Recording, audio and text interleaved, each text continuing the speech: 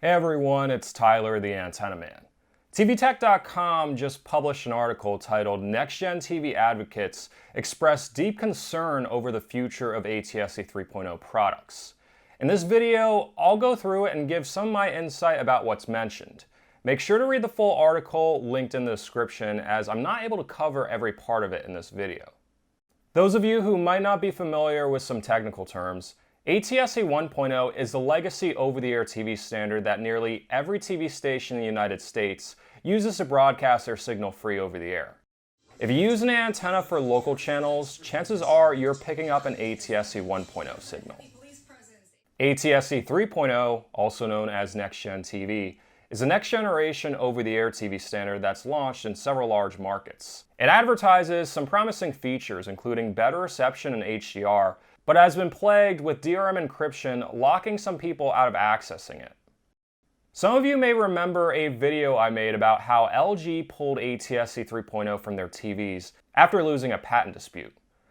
The gist of it was the company Constellation Designs LLC claimed they developed part of the A322 physical layer used on ATSC 3.0, technical speak for just a part of the standard, sued LG in court. The verdict ruled against LG and required them to pay a fine plus $6.75 to Constellation Designs for every TV they sold with the Next Gen logo. In addition, a legal representative from Constellation Designs claimed that neither Sony, Samsung, nor Hisense have secured licenses for the use of the company's non-uniform Constellation technology, meaning that they can be sued next. This is directly related to the subject of the recent TVTech.com article I'm referencing in this video. Pearl TV, the coalition of broadcasters involved with the rollout of ATSC 3.0, filed an appeal of the decision and told the court that if the ruling is not reversed, additional manufacturers might pull ATSC 3.0 from their TVs, which could result in the transition basically ending. I want to take a moment to acknowledge the irony that broadcasters are concerned this patent ruling will result in less ATSC 3.0 products being available, when it was the broadcasters themselves that took away options for the consumer by encrypting their signals with DRM. Thanks to DRM, the HD Home Run and GT Media tuners are no longer options for next-gen TV. Additional products that would otherwise be available for consumers to purchase are not on the market because of the expense to get DRM certified. I was told this directly by the manufacturer.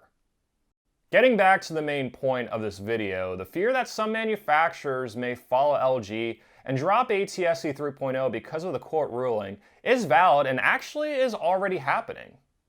Besides a few high-end 8K TVs that literally start at $3,000, Samsung dropped ATSC 3.0 from lower price models that previously included it last year.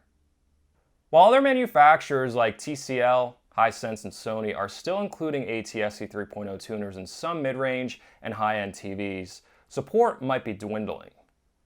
This poster on AVS forum claims that when he contacted Sony regarding an issue with his TV decoding ATSC 3.0 channels that were likely DRM encrypted, again I made a whole video on this topic, the tech simply removed them from his TV and said to watch the ATSC 1.0 channels. So in other words, they didn't even fix the issue, they just took it away entirely.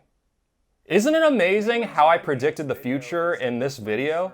When DRM encryption is in the equation of ATSC 3.0, some devices will have issues with it. It's then up to the TV or set-top box manufacturer to fix the problem, which isn't guaranteed. Should a manufacturer decide that ATSC 3.0 is not worth supporting, like LG recently decided, TV stations with DRM encryption might not be decoded in the future. This is exactly what's happening! With a combination of the complexity of supporting DRM encrypted channels on top of the potential to be sued by Constellation Designs, some manufacturers may decide it's no longer worth including ATSC 3.0 in their TVs and set-top boxes, especially considering very few people purchase a new TV strictly for next-gen TV. I hate to say it, but I feel like the industry is getting what it deserves for turning on DRM encryption and locking out viewers from accessing some local channels. Like, the core mission of broadcasting is to reach as many people as possible, not to lock them out. The way I see it, there are too many hands in the ATSC 3.0 cookie jar, and it's about to break. Manufacturers and consumers are being milked for as much money as possible through the cost of patent royalties, Dolby AC4 audio licensing, DRM, and next-gen certification, which I'm told costs hundreds of thousands of dollars. If you haven't realized, ATSC 3.0 is not about you, the consumer. It's about making as much money as possible for all of the companies involved. Think about it. If ATSC 3.0 was truly about the consumers, why did broadcasters turn on DRM encryption and lock out owners of multiple set-top boxes and even some TVs from accessing local channels in 3.0? I'm extremely disappointed in just how much the industry really botched the rollout of this new TV standard. I was so excited about it for years, covering the launch of certain markets and new products. Now, I find myself having to constantly stand up for antenna viewers every chance I get to make this point to those involved in the rollout of ATSC 3.0 refuse to acknowledge.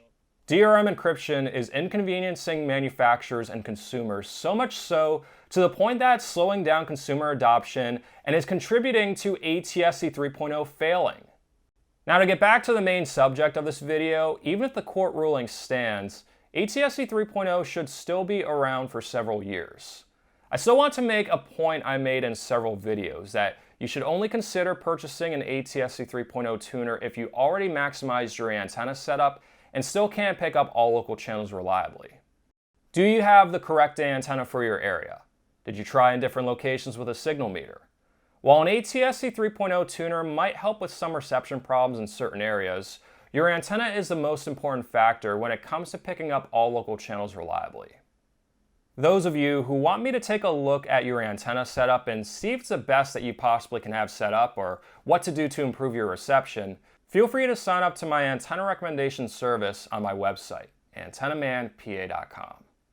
Also be sure to check out the full TVTech.com article I referenced in this video, linked in the description, or by clicking the card in the corner of your screen if you're watching on a computer or smartphone. Huge props to Tom for publishing this great, well-written article as well. An additional thanks to everyone who supports me directly on Patreon or is a member of my YouTube channel. If my videos helped you cut the cord, or if you just think they're cool and would like to help support them, while gaining exclusive perks, visit patreon.com/antennaman, click the join button in this video, and you can also click the thanks button.